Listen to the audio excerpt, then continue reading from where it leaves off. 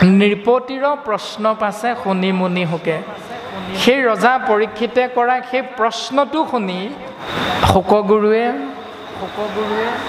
পৰীক্ষিত ৰাজাক উত্তৰ দিবলৈ আগবাঢ়িছে। হে ৰাম,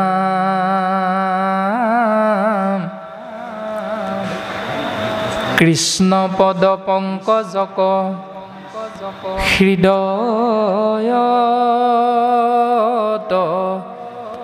ধৰি দিলন্ত সিদ্ধান্ত তাংক সাধুৰ বাদ কৰি। শুকগুৰুৱে কি কৰিছে? ৰজা পৰীক্ষিতক প্ৰশ্নটোৰ উত্তৰ দিবলৈ গৈ হৃদয় পদ্মত কৃষ্ণৰ চৰণ যুগল চিন্তা কৰিছে আৰু চিন্তা কৰি শিষ্যৰূপী ৰজা পৰীক্ষিতক কি কৈছে? ধন্য ৰজা ধন্য, তোমাৰ চিন্তা অতি উত্তম। দিলন্ত সিদ্ধান্ত তাংক সাধুৰ বাদ কৰি তুমি মহাসাধু ৰাজন। কিয়নো তুমি যদি মহাসাধু নহলাহেঁতেন তেতিয়াহ'লে তোমাৰ ভাৱনাত এনেকুৱা উত্তম চিন্তাই ঠাই নাপালেহেঁতেন। কি চিন্তা? যে এটি ম্ৰিয়মান জীৱই কাক চিন্তা কৰিলে, কাৰ কথা ভাবিলে এই সংসাৰৰ পৰা পৰম গতি লাভ কৰিব পাৰিব। পৰীক্ষিতে এইটো কোৱা নাই যে সেই গুৰুদেৱ মই কেনেকৈ পৰিত্ৰাণ পাম উপায় দিয়া, এই বুলি নাই কোৱা। পৰীক্ষিতে প্ৰশ্নটো কৰিছে ম্ৰিয়মান মনুষ্যই কি কৰাটো প্ৰয়োজন। তাৰমানে আমি সমস্ত জীৱৰ মংগলৰ কথা চিন্তা কৰিছে ৰজা পৰীক্ষিতে।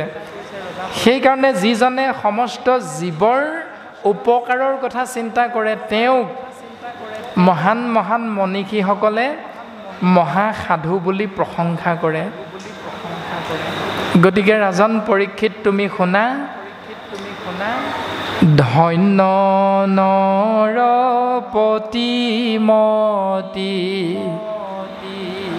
উত্তম তোমাৰ পুছিলা যিটো কথা সংসাৰতে সাৰ নাহি জ্ঞান যাৰ জাতি ধৰ্ম মাত্ৰ কৰে নিতে বলি বিশ্ব পাঞ্চ যজ্ঞ কয়াচৰে তাহাৰ শ্ৰুতব্য কথা আছে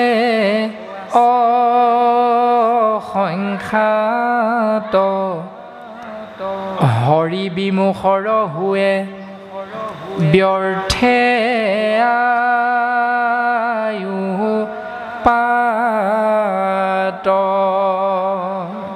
সেই ৰাজন পৰীক্ষিত তুমি শুনাচোন, নাহি জ্ঞান যাৰ, যিজন অজ্ঞানী, যাৰ জ্ঞান নাই, যিজনে জাতিগতভাৱে জন্মগতভাৱে কৰ্মক ধৰ্ম হিচাপে আশ্ৰয় কৰি থাকে। মাত্ৰ কৰ্মকেইটা কি কি? নিতে বলি বিশ্ব পাঞ্চ যজ্ঞক আচৰে। বলি বিধান প্ৰক্ৰিয়াৰ দ্বাৰা এনেকুৱা চিন্তাৰে যিখিনি কৰ্মক আশ্ৰয় কৰে সেই 5টা যজ্ঞৰ কথা কোৱা হৈছে। যিসকলে কৰে, যাৰ জ্ঞান নাই, যি অজ্ঞানী, কেৱল মই ব্ৰাহ্মণ কুলৰ, মই ক্ষত্ৰিয়, মই বৈশ্য মই শূদ্ৰ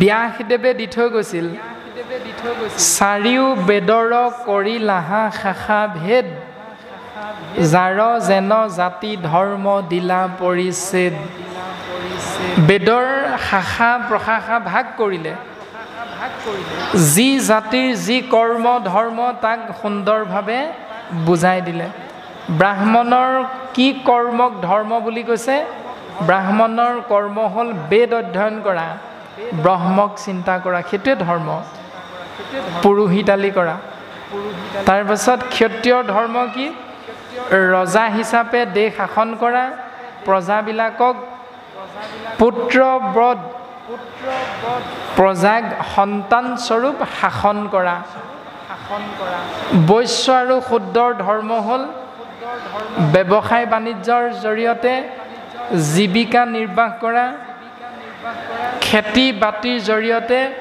জগতৰ মংগল সাধন কৰা নিজেও জীয়াই থকা আনৰো উপকাৰ সাধন কৰা এতিয়া জাতিগতভাৱে জন্মগতভাৱে প্ৰত্যেকৰে কৰ্ম ধৰ্মবিলাক এনেকুৱাই কোনে দিছিল এইবিলাক নিয়ম ব্যাসদেৱে লিখি দিছিল ক'ত লিখি দিছিল 4 বেদ 14 শাস্ত্ৰ 17 ভাগী পুৰাণত তাৰ বাবে কি হৈছিল ব্যাসদেৱৰ মতিভ্ৰম হৈছিল কাৰণটো মূল কি নকৈলা প্ৰখ্যাত কৰি কৃষ্ণ কীৰ্তনক প্ৰকৃতি কহিলা তুমি আনহে ধৰ্মক যে কৃষ্ণ নামত জীৱৰ মংগল হ'ব এই কথাটো পোনপটীয়াকৈ নকৈ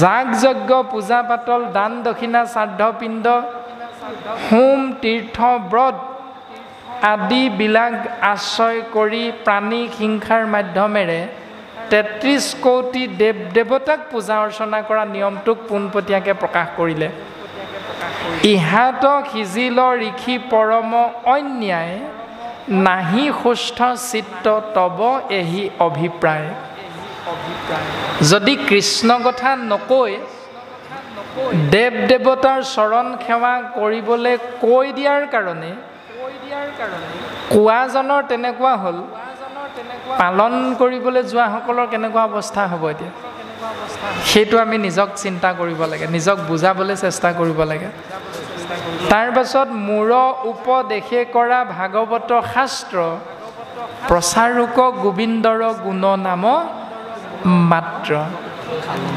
দেৱঋষি নাৰদৰ কৃপাধন্য হৈ পোনপটীয়াভাৱে কৃষ্ণৰ নামত জীৱৰ পৰম মংগল সাধিত হ'ব বুলি 18 নম্বৰ ভাগী মহাপুৰাণ মহাভাগৱত প্ৰণয়ন কৰা মাত্ৰকে ব্যাসদেৱৰ শান্তি হৈ গ'ল তেতিয়াহ'লে সেই কথাখিনি ভাগৱতত লিখা আছে আৰু সেই কথাখিনি যদি আমি পালন কৰিবলৈ চেষ্টা কৰোঁ তেতিয়াহ'লে আমাৰো মংগল নিশ্চিত এই দৰ্শনটোকে ভাগৱতে আমাক সিদ্ধান্ত দিছে এতিয়া তাকে নকৰি আমি কি কৰোঁ ব্ৰাহ্মণ হ'লেও ক্ষত্ৰিয় হ'লেও বৈশ্য হ'লেও শূদ্ৰ হ'লেও কোনো কথা নাই ভাগৱতে কৈছে জন্ম মাতৃ জন্ম যায়তে শূদ্ৰ অৰ্থাৎ জন্ম মাতৃ জীৱ অজ্ঞানী বুলি সিদ্ধান্ত দিছে তুমি মহন্ত উপাধি লৈ জন্ম হৈছা তুমি দত্ত কলিতা গগৈ শইকীয়া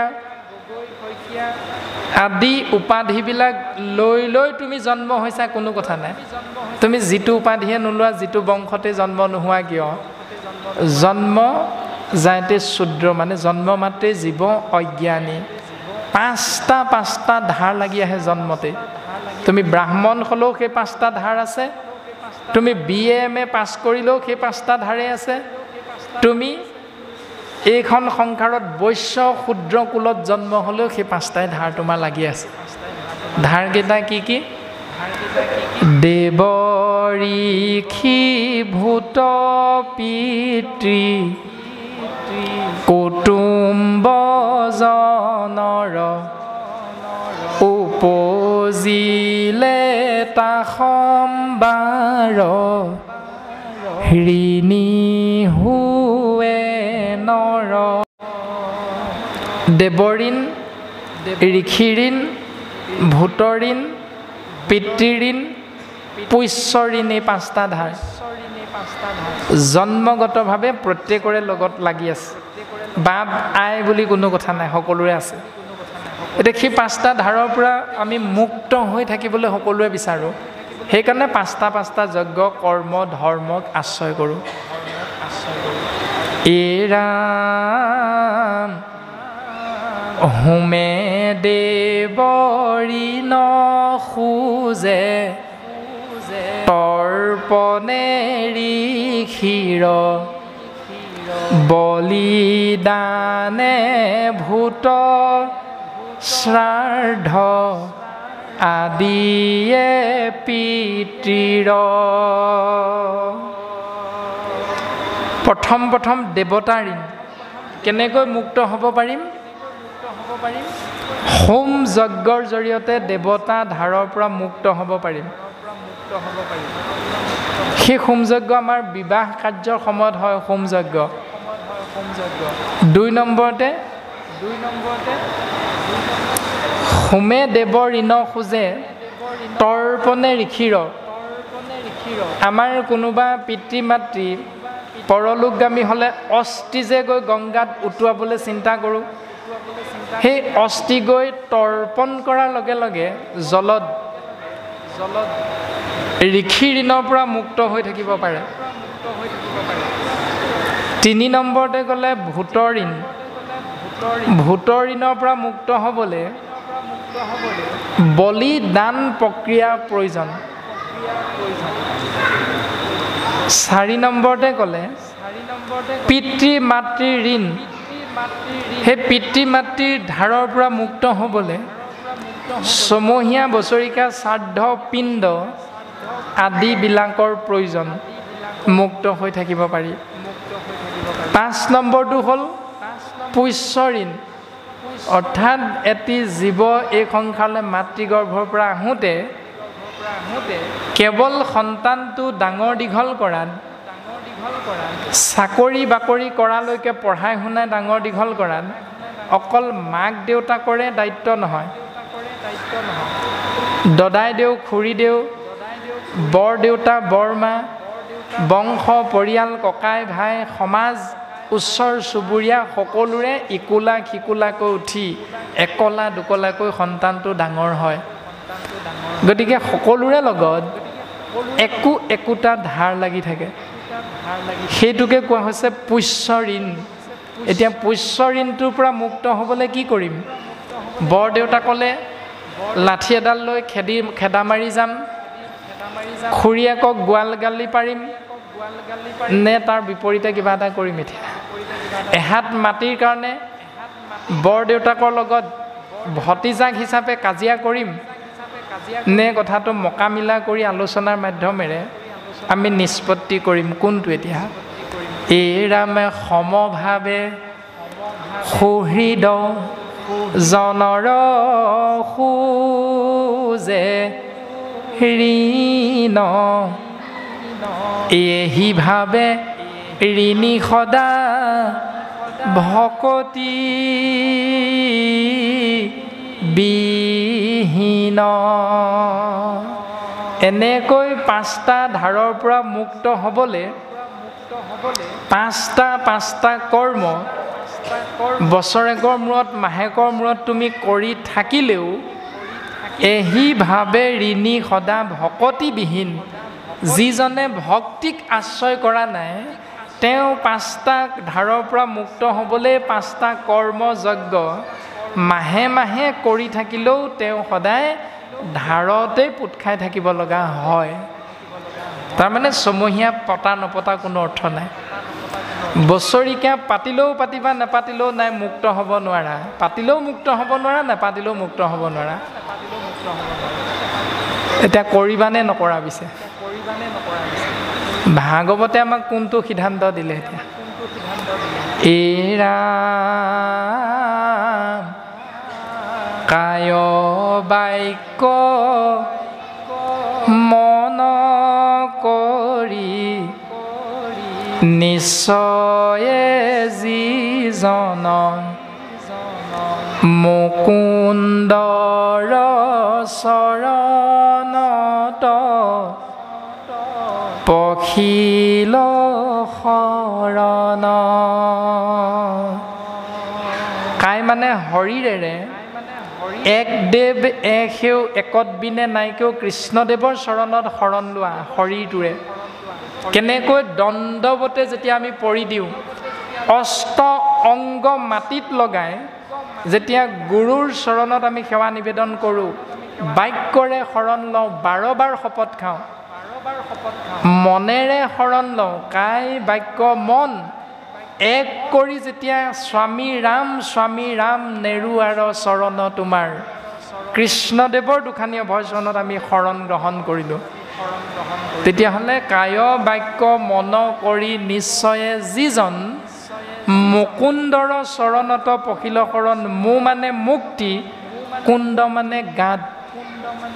এই ভৱ সংসাৰ গাতটোৰ পৰা যিজনে আপোনাক মোক মুকলি কৰি দিব, সেই অনন্ত কোটি ব্ৰহ্মাণ্ডৰ অধিকাৰী মহাহৰি কৃষ্ণদেৱৰে এক নাম হ'ল মুকুন্দ।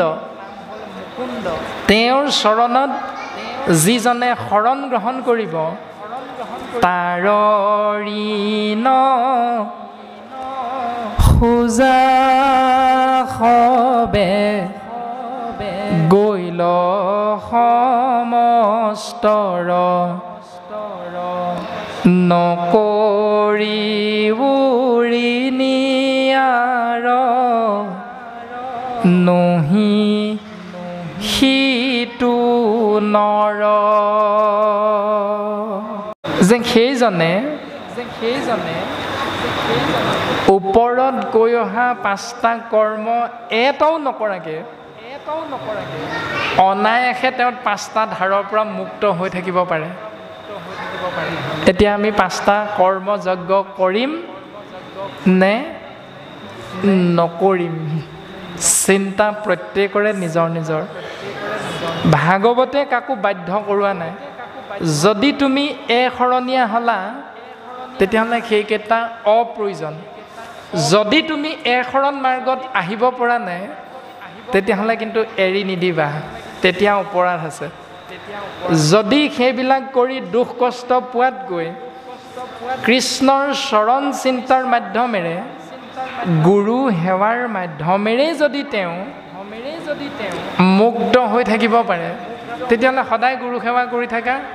পুৱা গধূলি 5 মিনিট 10 মিনিট যি যেনেকৈ সময় পোৱা, সদায় পুৱা গধূলি 5 মিনিট 10 মিনিটকৈ যদি গুৰু সেৱা কৰা, অভ্যাসটো যদি কৰি থাকা, কোনদিনা মৰিবা তাৰ গেৰাণ্টি নাই। যেতিয়াই মৰা, যিহেতু গুৰু সেৱা কৰিহে মৰিছিলা, সেইকাৰণে তোমাৰ মুকুতি হ'ব। এবছৰৰ মূৰত নামষাৰ পাতিম বুলি ৰৈ থকাতকৈ 6 মাহৰ মূৰত ছমহীয়াটো নাপাতিলে নামঘৰলৈ যাব নোৱাৰিবা, তাঁত বব নোৱাৰিবা, ধৰ্মীয় অনুষ্ঠানত অংশগ্ৰহণ কৰিব নোৱাৰিবা, বেলেগৰ ঘৰত গৈ খাব নোৱাৰিবা, ভকতৰ সংগলৈ যাব নোৱাৰিবা, ছমহীয়া নোযোৱালৈকে। এনেকুৱা এটা নিয়ম যদি আপুনি মই পালন কৰোঁ, তেতিয়াহ'লে কৃষ্ণ নাম আশ্ৰয় কৰি যদি মৰা, অৰ্থাৎ ভাগৱতে কৈছে নাৰায়ণ স্মৰণেহে পৰম মংগল, এহি মানে জীৱনৰ জন্মৰ সামফল। কৃষ্ণ নাম আশ্ৰয় কৰা, ভকতৰ সংগ আশ্ৰয় কৰা মানে জীৱনৰ সফলতা। ভকতৰ সংগ কৃষ্ণ নাম আশ্ৰয় নকৰা মানে জীৱনৰ বিফলতা। যদি ভাগৱতে এইটোৱে সঁচা বুলি কৈছে আমি বুজি পাইছোঁ, তেতিয়াহ'লে অন্তকালে হৰিস্মৰে যিটো ভাগ্যৱন্ত, তাহাৰ মহিমা কহি কোনে পাৱে অন্ত। কৃষ্ণ নাম আশ্ৰয় কৰি যদি এই সংসাৰৰ পৰা যাব পাৰা, তেতিয়াহ'লে তেওঁৰ জীৱন ধন্য। যদি কৃষ্ণ নাম আশ্ৰয় নকৰাকৈ গুচি গ'লা, তেতিয়াহ'লে তোমাৰ জীৱন অন্ধকাৰ। এতিয়া গাঁৱৰ ভকত সমাজে 6 মাহত ছমহীয়া নোযোৱালৈকে যদি ভকতৰ সংগলৈ যাব নোৱাৰে বুলি কয়, বাধা দিয়ে, 3 মাহ যাওঁতে যদি ব্যক্তিজনৰ আকৌ এজন মৃত্যু হয় ঘৰখনত, তেতিয়াহ'লে তেওঁ পোনে পোনে বৈকুণ্ঠলৈ যাবনে নৰকলৈ যাব, পৰম গতি হ'বনে অধোগতি হ'ব, চিন্তা কৰাটো অতীৱ প্ৰয়োজন। কৃষ্ণকে জানিবলৈ চাইছোঁ। কিন্তু আমি সমাজত আমি দুভাগ, আমি কৰ্ম কৰোঁ। কৰ্ম দুভাগ হ'ল আমাৰ ছমহীয়া আৰু বছৰেকীয়া। এই দুভাগ আমাৰ শাস্ত্ৰ কৰ্মত আছেনে নাই, এই দুটা কথাৰ উত্তৰ আমি পাব লাগে, ক'ব লাগে। আৰু দ্বিতীয়টো হ'ল নিমি ৰজা যি যজ্ঞ কৰিছিলে, সেই যজ্ঞলৈ 9জন ভকত বৈষ্ণৱ কৈছিলে। সেইকে কোন আমি জানিবলৈ বিচাৰিছোঁ। তাকে আপোনাৰ সবৰ ওচৰত এই প্ৰাৰ্থনা। কৃষ্ণ। পৰম বৈষ্ণৱজনাৰ চৰণ কমলত ভক্তিৰ সেৱাভাগী নিবেদন কৰা হৈছে। বুজি পালোঁ যে ছমহীয়া বছৰেকীয়া পতাটো শাস্ত্ৰই পাতিবলৈ কৈছেনে নাই কোৱা, সেই কথাটো সুধিছে। এই বিষয়বস্তুটো আমি যদি জানিবলৈ চেষ্টা কৰোঁ, তেতিয়াহ'লে 6 নম্বৰ স্কন্ধভাগীত খুব সুন্দৰভাৱে ইয়াৰ তত্ত্বটো দৰ্শন কৰি থৈছে। গন্ধৰ্বৰাজ চিত্ৰকেতু, আপোনাৰ সবেজোৰ জানে ইন্দ্ৰৰ লগত এজন অসুৰৰ যুদ্ধ হৈছিল। অসুৰজনৰ নাম হ'ল বৃত্তাসুৰ। বৃত্তাসুৰ নামৰ অসুৰজনৰ যেতিয়া দধীচি মুনিৰ হাড়ৰ দ্বাৰা নিৰ্মিত ব্ৰজৰ প্ৰহাৰত মৃত্যু হৈছিল, তেতিয়া সেই বৃত্তাসুৰৰ শৰীৰত থকা একোডাল হাড়ে মৃত্যু পাছতো ৰাম কৃষ্ণ হৰি বিষ্ণু নামটো আশ্ৰয় কৰিব পাৰিছিল। এই কথাটো পৰীক্ষিতক যেতিয়া শুকগুৰুৱে প্ৰকাশ কৰিছিল, তেতিয়া ৰজা পৰীক্ষিতে জানিব বিচাৰিছিল যে অসুৰৰ এডাল হাড়েও যেতিয়া কৃষ্ণ বিষ্ণু হৰি ৰাম আশ্ৰয় কৰিব পাৰে, এওঁ চাগৈ পূৰ্বতে এজন মহাভকত আছিল নহয়নে বাৰু? তেওঁৰ পৌৰাণিক কাহিনীটো মোক ক'ব লাগে, তেওঁনো পূৰ্বজন্মত কোন আছিল? এই কথাটো যেতিয়া ৰজা পৰীক্ষিতে সুধিছিল, তেতিয়া শুকগুৰুৱে সেই কথাখিনি খুব সুন্দৰভাৱে ৰজা পৰীক্ষিতৰ আগত প্ৰকাশ কৰিছিল যে 6 নম্বৰ স্কন্ধত বৃত্তাসুৰৰ যি পূৰ্বজন্ম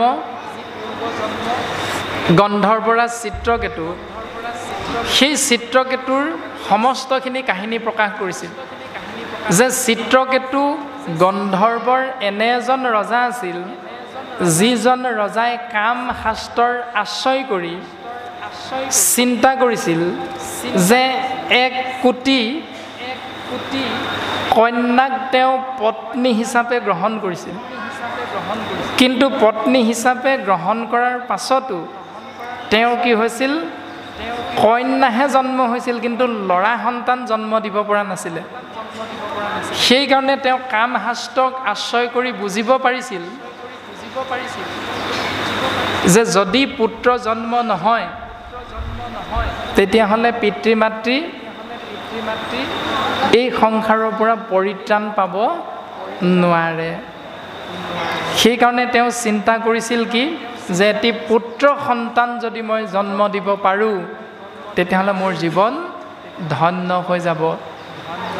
পুত্ৰই উদ্ধাৰে যদি কহি আছে শাস্ত্ৰ, অৰ্থাৎ পুত্ৰৰ দ্বাৰাহে পিতৃ মাতৃৰ পৰলোক প্ৰাপ্তিত সত্য শুদ্ধ পথটো আশ্ৰয় হ'ব, এনেকুৱা এটা ধাৰণা আছিল। আৰু সেই ভাৱনাটোত থাকোঁতে এদিন কি হ'ল, অংগিৰস ঋষি আৰু দেৱ ঋষি নাৰদৰ মুখামুখি হ'ল।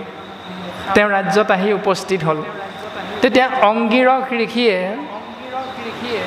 সেই গন্ধৰ্বৰ ৰজা চিত্ৰকেতুক খুব সুন্দৰভাৱে কথাখিনি বুজাইছিল যে ৰাজন, প্ৰকৃততে তুমি পুত্ৰ বিচাৰিব নালাগিছিল, তুমি প্ৰকৃততে ভাগৱত কীৰ্তন শ্ৰৱণ মহাভক্তি আশ্ৰয় কৰি জীৱন ধন্য কৰিবলৈ প্ৰয়াস কৰিব লাগিছিল। কিন্তু তথাপিতো তুমি আজি মোক লগ পাই পুত্ৰ কামনাৰ আশীৰ্বাদহে মোৰ পৰা বিচাৰিলা বাৰু যাই কি নহওক মই তোমাক পুত্ৰ লাভৰ উপায়টো দিছোঁ বৰটো দিছোঁ এনেকৈ তেওঁ আশীৰ্বাদ প্ৰদান কৰিলে আৰু অংগীৰস ঋষিৰ আশীৰ্বাদ ধন্য হৈ গন্ধৰ্বৰ চিত্ৰকেতুৰ 1 কোটি কন্যাৰ এগৰাকী 1 কোটি পত্নীৰ এগৰাকীৰ গৰ্ভত কৃতদূতী নামৰ কন্যাগৰাকী পত্নীগৰাকীৰ গৰ্ভত এটি সন্তান জন্ম হ'ল এতিয়া সেই সন্তানটো জন্ম হোৱাৰ লগে লগে ৰজাই পত্নীলেও পাহৰি গ'ল ভৰণ পোষণ দিয়া মৰম স্নেহ কৰা সকলোখিনি পাহৰি কেৱল নিজৰ বুলি ভবা সেই সন্তানটোকে মৰম স্নেহ কৰোঁতে কৰোঁতে ৰাজ্য শাসন কৰাৰ কথাও পাহৰি থাকিলে সকলোখিনি পাহৰি গ'ল তেতিয়া প্ৰজাবৰ্গৰ ৰজাৰ ওপৰত অকণমান বিদ্বেষী হ'ল আকৌ পত্নীসকলেও ৰজা স্বামীৰ ওপৰত অকণমান বিতৃষ্ণা উপজিল সেইকাৰণে কুবুদ্ধি কৰি শুই থকা অৱস্থাতে বিষ গাখীৰৰ লগত মিহল কৰি সন্তানটোক খুৱাই সন্তানটোক মাৰি পেলালে তাৰ পাছত ৰজাৰ আকৌ দুখে কোলাই পাচিয়ে নধৰা হ'ল নধৰা হোৱাৰ পাছত এবছৰৰ মূৰত যেতিয়া সন্তানটোৰ মৃত্যু হ'ল তেতিয়া অংগীৰস ঋষিৰ লগত আকৌ দেৱঋষি নাৰদৰ আগমন হৈছে এতিয়া এইখিনিৰ দ্বাৰা আমাক এই কথাখিনি 6 নম্বৰ স্কন্ধটোত প্ৰকাশ কৰিছে ৰাম পুত্ৰ নিস্তাৰে যদি শুনি আছে শাস্ত্ৰ পুত্ৰৰ দ্বাৰা পিতৃ মাতৃ উদ্ধাৰ হ'ব বুলি শাস্ত্ৰই যদি কৈ আছে তেতিয়াহ'লে সেই পুত্ৰটোৰ নাম কি জানানে বৈষ্ণৱ পুত্ৰক প্ৰতি বুলি আছে মাত্ৰ সেই সন্তানটোৰ নাম বৈষ্ণৱ সন্তান বুলি কৈছে এনেকৈ অবৈষ্ণৱ পুত্ৰ যদি জন্ম দিয়া তেতিয়াহ'লে তুমি স্বৰ্গত থাকিলেও তাৰ পৰা তুমি নৰকলৈ প্ৰত্যাগমন কৰিব লাগিব মানে খহি পৰিব লাগিব গতিকে শাস্ত্ৰই ঠিকেই কৈছে পুত্ৰ ভৈলে পিণ্ড দিব লাগয় বাপৰ 5 নম্বৰ স্কন্ধত পৃথু অৱতাৰত পুত্ৰসকলৰ প্ৰতি ৰজা পৃথুৱে উপদেশ প্ৰদান কৰিছে যদি পুত্ৰ হয় তেতিয়াহ'লে পিতৃ মাতৃৰ অৰ্থে কি কৰিব লাগিব পুত্ৰ ভৈলে পিণ্ড দিব লাগয় বাপৰ মোৰ পিণ্ড হুৱে জানা ভজিলে ঈশ্বৰ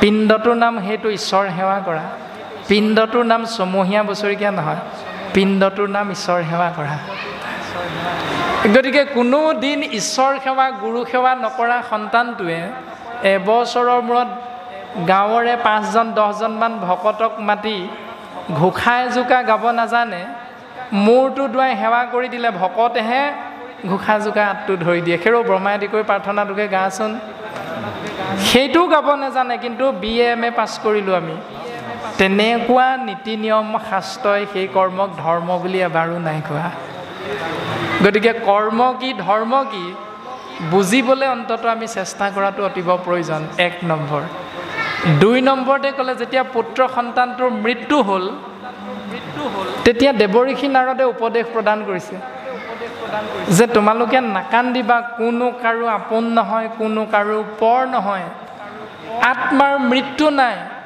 শৰীৰৰ কিন্তু মৃত্যু আছে শৰীৰৰ বিনাশ আছে আত্মাৰ বিনাশ নাই প্ৰমাণ আপোনাৰভাৱে চাব এগৰাকী মাতৃয়ে চোতালৰ আগত পেলাই থোৱা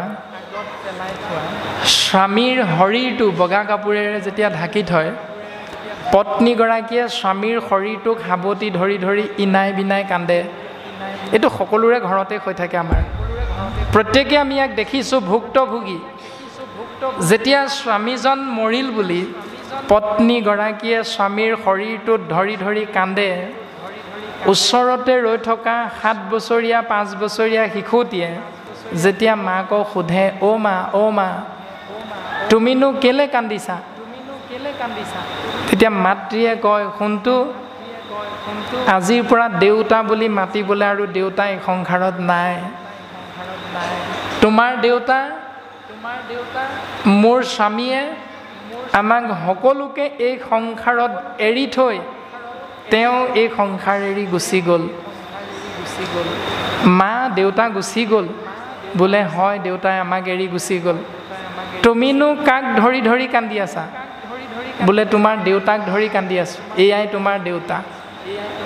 মা তুমি মোক মিছা কথা কৈছা বোলে কিয়, এবাৰ ক'লা দেউতাই আমাক এৰি গুচি গ'ল, আকৌ কৈছা তুমি দেউতাক ধৰি কান্দি আছা। তুমি দেখোন দেউতাক সাৱটি ধৰিয়ে আছা, দেউতা নাই যোৱা নহয়, আমাৰ আগতে দেখোন দেউতা শুইয়ে আছে, তুমি মোক দেউতাই এৰি থৈ গ'ল বুলি কিয় মিছা কথা কৈছা মা। মাতৃয়ে উত্তৰ দিছে যে শুনটো প্ৰকৃততে দেউতা অনন্ত ধামলৈ গুচি গ'ল, এয়া তোমাৰ দেউতাৰ মৃত শৰীৰটোহে, এয়া তোমাৰ দেউতা নহয়, দেউতা মৰা নাই। এতিয়া সঁচা কোনটো? আমিতো সকলোৱে এই বুলিয়ে কৈ থাকোঁ, সঁচা কোনটো? দেউতা মৰিল নে নাই মৰা? এতিয়া যদি দেউতা নাই মৰা তেতিয়াহ'লে বছৰিকীয়া ছমহীয়া কাৰ কাৰণে পাতে? এতিয়া যদি দেউতা মৰাই নাই, অনন্ত ধামলৈহে গ'ল, আত্মাৰ মৃত্যু নাই, তাৰমানে আত্মাটোহে দেউতা আছিল, শৰীৰটো দেউতাক নহয়। আত্মাটোহে স্বামী আছিল, শৰীৰটো স্বামী নহয়। যদি শৰীৰটো স্বামী নহয় তেতিয়াহ'লে বছৰিকীয়াটো আত্মাটোৰ কাৰণে কৰিলোঁ নে শৰীৰটোৰ কাৰণে কৰিলোঁ? স্বাভাৱিকতে শৰীৰটোৰ কাৰণেই কৰি থকা হয়। এতিয়া শৰীৰটো হ'ল ভূত, ক্ষিতি অপ মৰুত বিয়ুম তেজ মাটি পানী বায়ু অগ্নিৰে গঠিত। এই শৰীৰটো পঞ্চভূতেৰে গঠিত, এই শৰীৰটো পঞ্চভূতত বিলীন হৈ যায়। গতিকে ভূতৰ অৰ্থে যদি ছমহীয়া বছৰিকীয়া কৰা তেতিয়াহ'লে সেইটো প্ৰেত পূজা বুলি কয়। অজ্ঞানীসকলেহে বছৰে বছৰে প্ৰেত পূজা কৰি থাকে, জ্ঞানীসকলে সেইটো নকৰে। এইটো ভাগৱতে সিদ্ধান্ত দিছে, প্ৰমাণ হিচাপে আমাক দিলে যে সেই ৰাজন চিত্ৰকেতু তুমি শুনা, তুমি ভবা তোমাৰ পুত্ৰটো মৰিল বুলি তুমি যে কান্দি আছা, সেই পুত্ৰটোক মই তোমাৰ সন্মুখলৈ আনি দিছোঁ, আত্মাটোক তুমি তেওঁকে সুধি লোৱা। এৰা তাসম্বাৰ শোক দুখ গুচাইবাৰ মনে, মৃতক পুত্ৰক জীয়াই লন্ততে তীক্ষণে। কোনোবা এজনে যদি আপোনাক মোক দেউতা আৰু মাৰ আত্মা দুইটা আনি যদি আমাক দি দিয়ে, মাৰ আত্মা দেউতাৰ আত্মা চিনি পাবনে? পুত্ৰ বোৱাৰীয়ে আছেনে কাৰোবাৰ সাধ্য এইটো মাৰ আত্মা এইটো দেউতাৰ আত্মা বুলি চিল মোহৰ মাৰি দিব পৰা? কোনোবা আছোঁ নি আমি? নাই। তাৰমানে আত্মাৰ জাত নাই, জীৱৰ জাত নাই। জীৱ যিটো শৰীৰতে প্ৰৱেশ কৰে সি তাৰে নামেৰে নামাকৃত হয়। প্ৰাণজিত নামৰে শৰীৰটোত সোমাই থকা আত্মা তত্ত্বটো, শৰীৰটোৰ নাম প্ৰাণজিত বুলি কোৱাৰ কাৰণে আত্মাটোৱেও প্ৰাণজিত নামটো লৈ ল'লে। এই একেটা আত্মাই কৰ্ম অনুসাৰে যেতিয়া মনুষ্য শৰীৰ পাই হৰি নভজিলা, অৱশ্যে শুই বাহা ভাই তৃণ তৰু শিলা। যেতিয়া তুমি গছ এজোপাত সোমাবাগে কৰ্ম অনুসাৰে, তেতিয়া তুমি আত্মাটো একেটাই, মানুহৰ শৰীৰত থকাৰ কাৰণে প্ৰাণজিত নামৰ মানুহ নামটো পালা, ছাগলী এটাৰ শৰীৰত সোমালে ছাগলী নাম তোমাৰ হৈ যাব। আত্মাটোৰ নামটো তেনেকুৱাই। যেনেকৈ এটোপা পানী এটা বটলত সুমুৱাই দিলে, সেই বটল নামৰ পাত্ৰটোৰ নামেৰে তাক আমি নামাকৰণ কৰিম 1 বটল পানী। কিন্তু একেখিনি পানীয়ে বটলটোৰ পৰা যেতিয়া গিলাচ এটাত বাকি দিব, তেতিয়া এবটল পানী বুলি নকওঁ, তেতিয়া ক'ম 1 গিলাচ পানী, কিন্তু পানী একেখিনিহে। বাতিটোত বাকি দিয়াৰ লগে লগে এবাতি পানী। এতিয়া বাতি, গিলাচ, বটল এইবিলাক হ'ল শৰীৰৰূপী একোটা পাত্ৰ। পানী নামৰ বস্তুটো হ'ল আত্মাতত্ত্ব। সেই পানীয়ে যেনেকৈ পাত্ৰই সোমাই যাওঁতে পাত্ৰটোৰ নামেৰে পানীৰ নামাকৰণ হয়, ঠিক তেনেকৈ আত্মায়ো এই শৰীৰটোত সোমালে মানুহ, ছাগলীৰ শৰীৰত সোমালে ছাগলী, জন্তুৰ শৰীৰত সোমালে বাঘ, সিংহ, এনেকৈ বিভিন্ন নামেৰে আত্মাই নামাকৰণ হৈ যায়। তেনেকৈ দেৱঋষি নাৰদে চিত্ৰকেতুকে ধৰি তেওঁৰ 1 কোটি ধৰ্ম পত্নীয়ে কান্দি থকা দেখি সেই মৃত পুত্ৰৰ আত্মাটোকে মাতি আনি শৰীৰটোত ভৰাই দিলেহি আনি। মই কৈছোঁ তোমালোকে নুশুনা নহয়, ইয়াক নিজে সুধি লোৱা, ই তোমালোকৰ পুত্ৰ হয়নে নহয়, ইয়াক নিজে সোধা তোমালোকে। এই বুলি পুত্ৰটোকে জীয়াই দিলে, জীৱ আত্মা ঘূৰাই আনিলে। তাৰপিছত আত্মালৈ চাই দেৱঋষি নাৰদে আজ্ঞা কৰিছে, কি বুলি কৈছে? এ ৰাম সোণৰে জীৱাত্মা তই দেখ চক্ষু ভৰি, তোৰ পিতৃ মাতৃ সবে কান্দে তোক ধৰি। হেৰ' তোৰ পিতৃ মাতৃ সুহৃদসকলে তোক ধৰি ধৰি কান্দি আছে, তই দেখা নাই? প্ৰকৃততে আত্মাৰ কাণ নাই, কিন্তু শৰীৰটোত 2খন কাণ আছে। প্ৰকৃততে আত্মাৰ চকু নাই, কিন্তু শৰীৰটোত 2টা চকু নামৰ ইন্দ্ৰিয় আছে। আত্মাটো সোমাই দিয়াৰ লগে লগে এইকেইটা সক্ৰিয় হৈ যায়, আৰু আত্মাটোৱে সেই চকু কাণ নামৰ ইন্দ্ৰিয়বিলাক ব্যৱহাৰ কৰি আত্মাটোৱে গোটেইখিনি দেখি থাকে, শুনি থাকে। সেই দৰ্শনটো ভাগৱতে দিছে। তাৰপাছত তই চাচোন হেৰ' জীৱ আত্মা, তোৰ ইষ্ট মিত্ৰ কুটুম্বই তই মৰিলি বুলি তোক ধৰি ধৰি আপোন বুলি এৰি গলি বুলি ইমান কান্দিছে, তই ইহঁতক কিবা এটা নকওঁ কেলে? এই বুলি কৈছে যে তাসম বাক নামাতি আছস কি কাৰণ, সিহঁতক নামাতি তই কি কাৰণে মনে মনে আছ? তাৰপাছত এই জীৱ আত্মাটোৱে নাৰদক কি বুলি কৈছে জানেনে? এ ৰামে জীৱে মাতিলে ক শুনি নাৰদৰ বাণী। নাৰদে যেতিয়া আদেশ কৰিছিল তই কিবা এটা কোৱা ক, তেতিয়া জীৱ আত্মাটোৱে ওলোটাই নাৰদক সুধিছে, কাৰ মই পুত্ৰ পিতৃ মোৰ আছে কোনি। প্ৰথম তুমি মোক কোৱা দেৱঋষি নাৰদ, মই কাৰ পুত্ৰ, মোৰ পিতৃ কোনজন, মোৰ মাতৃ কোনগৰাকী, প্ৰথম তুমি মোক দেখুৱাই দিলেহে মই গম পাম। এই ৰামে কৰ্ম ফলে ভ্ৰমময়ী সকলো জনিত, ক্ষণো ঊৰ্ধ্ব ক্ষণো অৰ্ধ ক্ষণো পৃথিৱীত। কৰ্ম ফল ভোগ কৰিবলৈ কেতিয়াবা মই স্বৰ্গত জন্মগ্ৰহণ কৰোঁ, কেতিয়াবা মই নৰকত জন্মগ্ৰহণ কৰোঁ, কেতিয়াবা মই পৃথিৱীত জন্মগ্ৰহণ কৰোঁ। মুঠতে 84 লক্ষ বাৰ যোনিত ভ্ৰমণ কৰি মই ঘূৰি ফুৰোঁ, কৰ্ম ভোগ কৰিবৰ বাবে, কৰ্ম ফলটো ভোগ কৰিবৰ বাবে। এসম্বেখে পিতৃ মাতৃ নিষ্ঠে হৈ যাবে, সকলো যোনিত কেনে উপজোতেবে। যদি মানুহ হিচাপে জন্ম হওঁতে এওঁলোকে মোৰ প্ৰকৃততে পিতৃ মাতৃ, তেতিয়াহ'লে মইতো এদিন কুকুৰ হিচাপে জন্মগ্ৰহণ কৰিছিলোঁ, তেতিয়াতো মোৰ পিতৃ মাতৃ কুকুৰহে আছিল। মইতো এদিন গছ হিচাপে জন্মগ্ৰহণ কৰিছিলোঁ, তেতিয়াতো মোৰ পিতৃ মাতৃ গছ গছনিহে আছিল। এদিন মই মাছ কাছৰ শৰীৰত সোমাই আহিছিলোঁ, তেতিয়াতো মোৰ পিতৃ মাতৃ মাছ কাছহে আছিল। তেতিয়াহ'লে এওঁলোক দুজন যদি প্ৰকৃততে মোৰ পিতৃ মাতৃ হয়, তেতিয়াহ'লে মাছ কাছ কুকুৰ জন্মত তেওঁলোক মোৰ কি হ'ব এতিয়া? এই বুলি জীৱাত্মাটোৱে দেৱঋষি নাৰদক উভতি ধৰিলে, মোক এতিয়া তুমি চিনাকি কৰি দিয়া, মোৰ আচল পিতৃ মাতৃ প্ৰকৃততে কোন? এ ৰাম সবেও সবাৰো পিতৃ মাতৃ বন্ধুজন, সবেও সবাৰো শত্ৰু মিত্ৰ উদাসীন। সকলো সকলোৰে পিতৃ, সকলো সকলোৰে মাতৃ, সকলো সকলোৰে বন্ধু, সকলো সকলোৰে শত্ৰু। এইটোৱে সৃষ্টি সত্য বস্তু।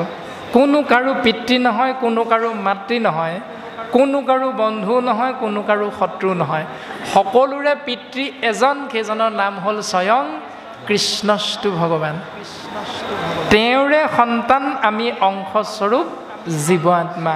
আমি যত জীৱ তোমাৰে সে অংশ, তুমি সে পালিয়া ফুৰা শুয়া অন্তৰ্যামী। তাৰমানে পৰমাত্মা কৃষ্ণ তত্ত্বই হ'ল অংশস্বৰূপ আমি জীৱ আত্মাৰ পিতৃও জীৱ আত্মাৰ মাতৃও। গতিকে পুত্ৰ হিচাপে আমাৰ কৰ্ম হ'ল ঈশ্বৰৰ অৰ্থে পিণ্ড দিব লাগে, আৰু সেই পিণ্ড হ'ল ঈশ্বৰ সেৱা কৰা। কোনো ছমহীয়া বছৰিকাৰ কথা ইয়াত উল্লেখ নাই, কোনো 2-3খন শৰাইৰ কথা ভাগৱতে আমাক এবাৰো নাই কোৱা। গতিকে আমি কৰি থকা কৰ্মবিলাক ছমহীয়া বছৰিকীয়া, যদিহে কৰ্মকাণ্ড মাৰ্গটোত আছে এশৰণীয়া হ'ব পৰা নাই, তেতিয়াহ'লে আকৌ সেইবিলাক প্ৰয়োজন আছে। কিন্তু যদি এশৰণ মাৰ্গটো আশ্ৰয় কৰিলে সেইবিলাকৰ কোনো প্ৰয়োজন নাই। তাৰমানে তেওঁৱে কৰ্মবন্ধনৰ পৰা মুক্ত হৈ থাকিব পাৰে। সিদ্ধান্ত দিছিল 4 নম্বৰ স্কন্ধত দেৱঋষি নাৰদৰ দ্বাৰা প্ৰাচীন বৰ্হিষী ৰজাৰ 10জন পুত্ৰ 10 প্ৰচেতকগণৰ আগত, এ ৰামে বৃথা কথা কৈ কৃষক মৰস শাস্ত্ৰৰ তত্ত্ব নধৰি, অ ভোজনী শৰাধে একোকে নবাধ হৈ, কৃষকনো বুলি হৰি। বৃথা কথাবিলাক আলাপ আলোচনা কৰি কেলে মৰিছা? শাস্ত্ৰৰ তত্ত্বটো ধৰা। শাস্ত্ৰৰ তত্ত্বটো কি? এ ৰাম কোন ভাগৱতে ভোজনী শৰাধে, নেও যজমান যজি। কোন ভাগী ভাগৱতে কোন পদচন্দ ছবিচন্দত ভোজনী মুণ্ডন যজমান যজি, মানে সেই পৰলোকগামী আত্মাৰ অৰ্থে ছমহীয়া বছৰিকা কৰা যজমান যজা। কোন ভাগৱতে ভোজনী শৰাধে নেও যজমান যজি, আকৌ পঢ়িবাক শুনিবে নোৱাৰে কাণ কৰে গজ গজি। এই কথাখিনি ক'লে সেইসকলে শুনিব নোৱাৰে। আহিল আকৌ এইজন ছমহীয়া বছৰিকা নাপাতিবলৈ ক'বলৈ, শ্ৰাদ্ধ পিণ্ড নকৰিবলৈ ক'বলৈ এইজন আকৌ ওলালহি আহি। কিন্তু ভাগৱতে সেইটোকে সত্য হিচাপে আমাক প্ৰকাশ কৰিছে। 4ৰ্থ স্কন্ধত এই কথাখিনি খুব সুন্দৰভাৱে প্ৰকাশ কৰিছে। গতিকে জীৱৰ স্বধৰ্ম হ'ল পৰমাত্মা পিতৃ ইক্ষতত্বক চিন্তা কৰা। তাৰ কাৰণে তুমি উদ্দেশ্য লৈ ৰৈ থাকিব নালাগে। অৰ্থাৎ দেউতা মৰক, নামত শৰণ ল'ম, মা মৰক, নাম আশ্ৰয় কৰিম, এইবিলাক উদ্দেশ্য শাস্ত্ৰে আমাক এবাৰো নাই কৰা। কিন্তু আমাৰ কৰ্মকাণ্ড ব্যৱস্থাটো সেইটোৱে হৈ থাকে। তাৰমানে আমি বিশ্বায়নৰ যুগত, যান্ত্ৰিকতাৰ যুগত এনেকৈ সোমাই পৰিলোঁ যে দেউতা মৰাৰ কাৰণেহে, মা আত্মা শৰীৰ এৰি গুচি যোৱাৰ কাৰণেহে এবছৰৰ মূৰত ভকতক নিমন্ত্ৰণ কৰি গোপাল গোবিন্দ যদুনন্দন কৃষ্ণৰ চৰণে লৈলো শৰণ বুলি নামষাৰ কৰিবলৈ ৰৈ থাকোঁ। তাৰ আগতে যদি তুমি মৰি থাকা তেতিয়া কি হ'ব?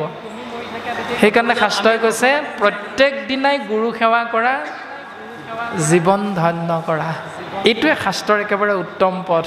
তুমি সদায় ঈশ্বৰক চিন্তা কৰা। গোপীসকলে সিদ্ধান্ত দিছে, কৃষ্ণ তুমি আছা হেনো সবাৰো হৃদিত, তত্ত্ব নাপাই তোমাক বিচাৰো বাহিৰত।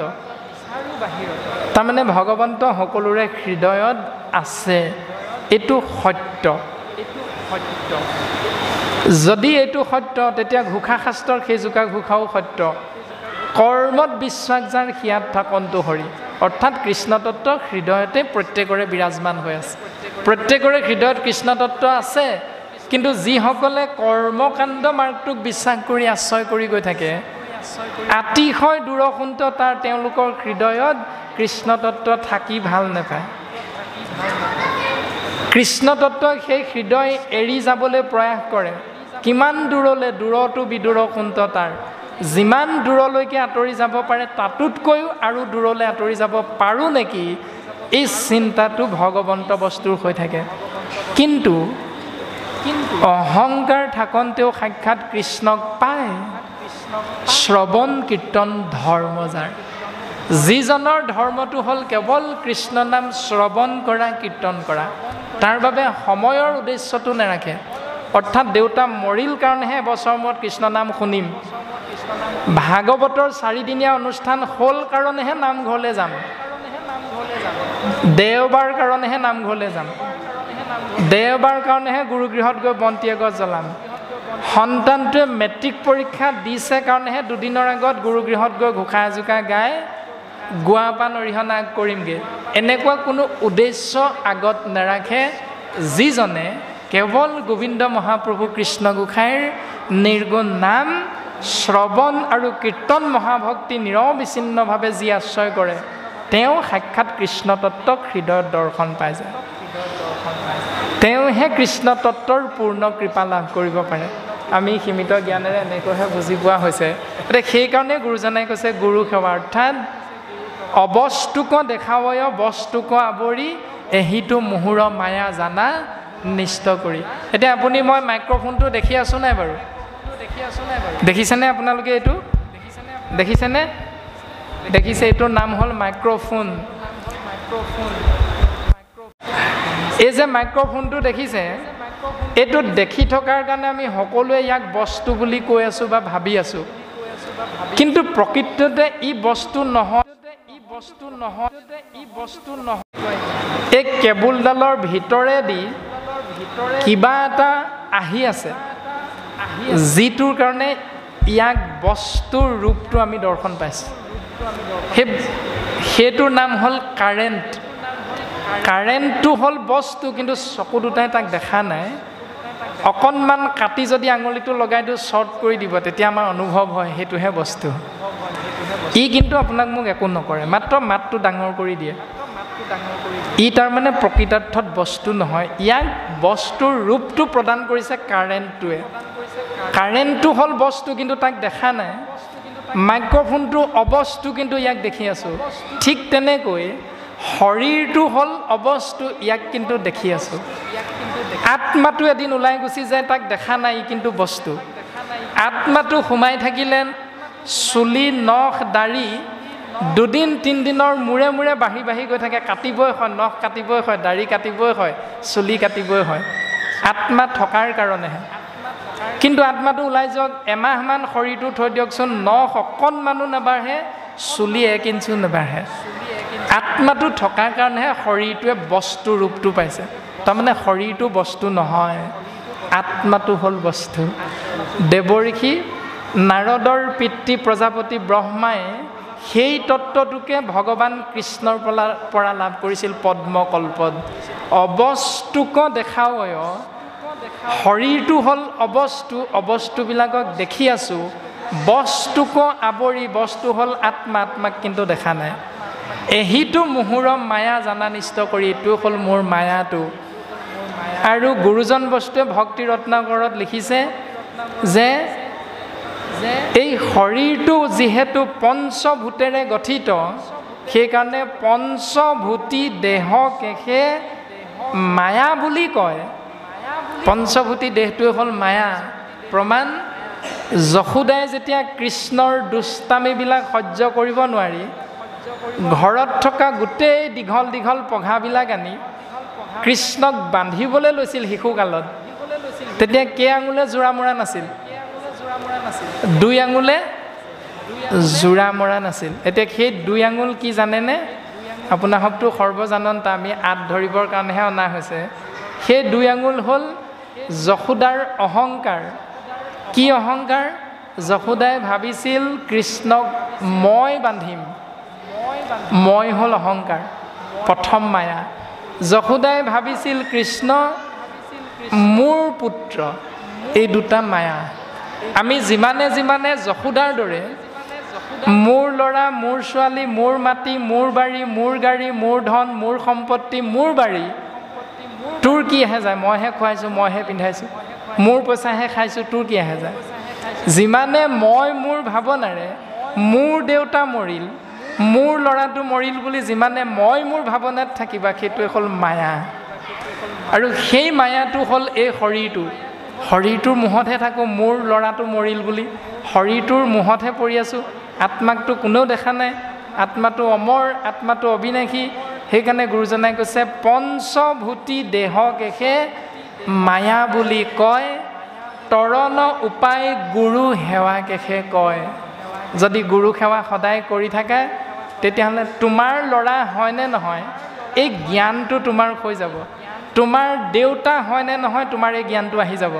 আৰু আহি যোৱাৰ লগে লগে তোমাৰ সেইদিনাৰ পৰা জন্মিলে নকৰে আনন্দ, মৰিলে নকৰে সুখ, জানিবা সেহিহে উত্তম লোক। জন্ম হ'লেও আনন্দ কৰি নাথাকে। আৰু পৃথিৱীলৈ আহিছে ঈশ্বৰৰ কৃপাত। আপোনাৰ মোৰ সংসাৰখনত যোগ হৈছে। এই সংসাৰখনৰ পৰা এদিন পিতৃৰ বিয়োগ হৈছে। সেইকাৰণে এইটো প্ৰকৃতিৰ নিয়ম, এদিন যোগ হ'ব, এদিন আঁতৰি যাব, বিয়োগ হ'ব। এতিয়া যিধৰণে জাজি খনামুখৰ ২ নং মাউত গাঁৱৰ পৰা প্ৰাণজিৎ নামৰ এই শৰীৰটো আপোনাসৱৰ নিৰ্দেশ মৰ্মে যোৰহাটৰে এই চাৰিঙীয়া গাঁৱৰ নামঘৰত আহি আমি কৃষ্ণ কথা আলোচনা কৰি আছোঁ। ইয়াৰ পৰা ঘূৰি যাওঁতে বা এই নামঘৰত বহি থাকোঁতেই প্ৰাণজিৎ নামৰ শৰীৰধাৰী মনুষ্যজনৰ যদি হঠাৎ হাৰ্ট এটেক হৈ মৃত্যু হৈ যায়, ছমহীয়া বছৰীয়া প্ৰাণজিতৰ অৰ্থে কেইজনে পাতিব? পাতিব নাই আপোনালোকে? ছমহীয়া পাতিব, বছৰীয়া পাতিব। প্ৰাণজিতৰ হৈ 11 দিনত শ্ৰাদ্ধ কৰ্মটো কৰিবনে আপোনালোকৰ গাঁওখনৰ ৰাইজে? নকৰে। কেলে নকৰে? কাৰণ প্ৰাণজিৎ বংশৰ নহয়, কাৰণ প্ৰাণজিৎ আপোনালোকৰ পৰিয়ালৰ নহয়। সেইকাৰণে আপোনালোকে প্ৰাণজিতৰ হৈ একো নকৰে। অকণমান দুখ লাগিব, কিন্তু এইটোৱে সত্য। যিধৰণে আজি 4 ঘণ্টামানৰ কাৰণে সেই জাজি খনামুখৰ 2 নং মাউত গাঁওখন এৰি থৈ আমি ইয়াত আহি একেলগ হৈ আছোঁহি। 2 ঘণ্টাৰ পাছত আমি ইয়াৰ পৰা পুনৰ নিজৰ নিজৰ ঘৰলৈ আমি প্ৰত্যেকে ঘূৰি গুচি যাম। কোনেও কাৰো বাবে আৰু দুখ নকৰে। আকৌ 20 বছৰ 50 বছৰ মূৰত এই নামঘৰত প্ৰাণজিৎ নামৰ শৰীৰটো আহি উপস্থিত হ'বলৈ পাবও পাৰে, নাপাবও পাৰে, তাৰ কোনো গেৰাণ্টি নাই। গতিকে এওঁৰ অৰ্থে দুখ কৰি লাভ নাই। প্ৰাণজিতক আকৌ এবাৰ মাতিব লাগিছিল। হয়তো এবাৰ মাজতে দুখ হ'ব পাৰে, কিন্তু বছৰে বছৰে আপোনালোকে বেলেগ একোজন কৃষ্ণ কথা কোৱা ভকতক মাতি থাকিব। আপোনালোকৰ মাজৰে ইয়াৰে আকৌ কোনোবা দুজনে হয়তো বেলেগ ক'ৰবাত গৈ কৃষ্ণ কথা ক'বগৈ। এনেকৈ আমি যোগ বিয়োগ এই ব্যৱস্থাটোত সংসাৰত আমি একলগ হ'ম। আকৌ আমি ইয়াৰ পৰা বিচ্ছেদ হ'ম।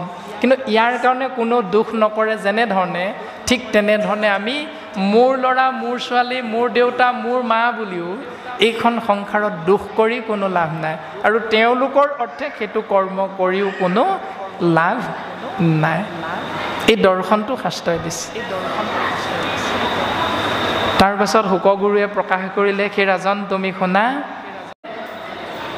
33 কোটি দেৱ দেৱতা আৰু অন্য হাতেদি স্বয়ং কৃষ্ণস্তু ভগৱান।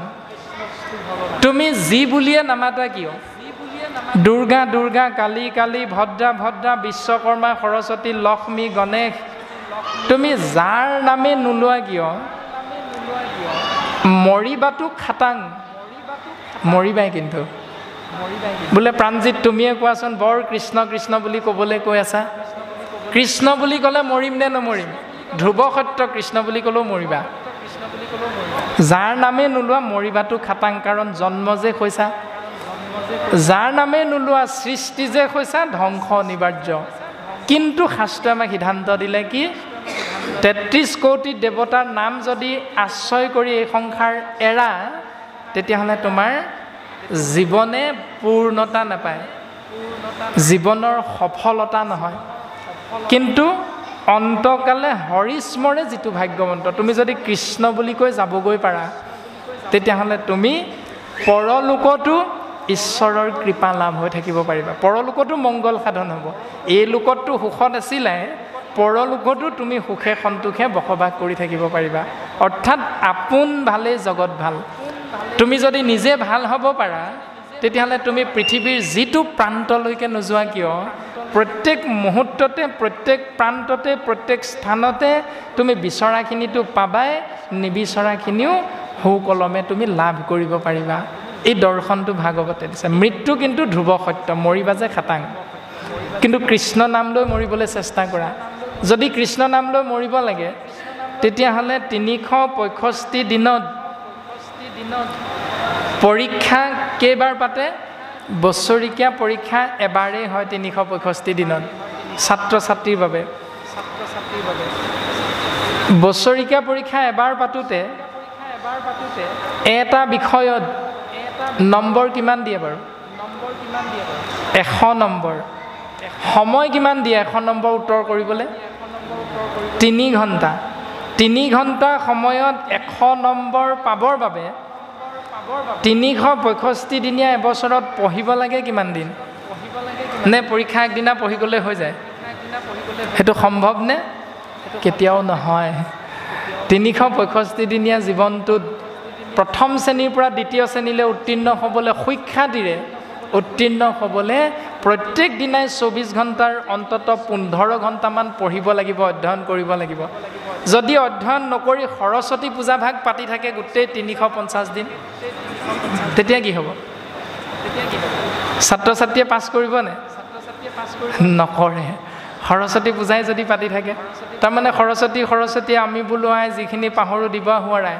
এদিনো কিতাপখন নপঢ়ে কেৱল ধূপডাল লৈ সৰস্বতী আমি বোলো আই যিখিনি পাহৰো দিবা হোৱাৰাই পঢ়াই নাই ক'ৰপৰা পাহৰিব পঢ়িলেহে মনত ৰ'ব মনত ৰ'লেহে নাপাহৰে গতিকে দৰ্শনটো লুকাই আছে ক'ত ঠিক তেনেকৈ গুৰুজনাই কৈছে অভ্যাস তুমি সদায় গুৰু সেৱা কৰা খাওঁতে শুওঁতে উঠোঁতে বহোঁতে বাক্যে বচনে খোজে কাটলে ভাগৱত ধৰ্ম আশ্ৰয় কৰা কিয়নো আন ধৰ্মে তন্ত্ৰে মন্ত্ৰে বহু ছিদ্ৰ হয় ভাগৱত ধৰ্মে জানা শিখব নহয় তুমি আন ধৰ্ম তন্ত্ৰ মন্ত্ৰক যদি আশ্ৰয় কৰা তোমাৰ খোজে প্ৰতি অপৰাধ আছে কিন্তু ভাগৱত ধৰ্ম যদি আশ্ৰয় কৰা তেতিয়াহ'লে সেইবিলাক অপৰাধৰ পৰা তুমি মুক্ত হৈ থাকিব পাৰিবা ভাগৱত ধৰ্মটো কি জল পুষ্প ফল মূল খাদ্য দ্ৰব্য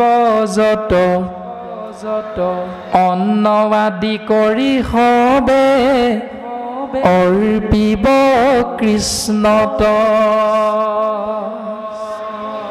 তুমি যদি কাৰোবাক এগিলাচ পানী খোজা তুমি যদি কাৰোবাক এগিলাচ পানী দিয়া তেতিয়াহ'লে দিওঁতে লওঁতে এই বিনিময়টোত কৃষ্ণ নামটো সোমোৱাই দিবা বোলে ভাব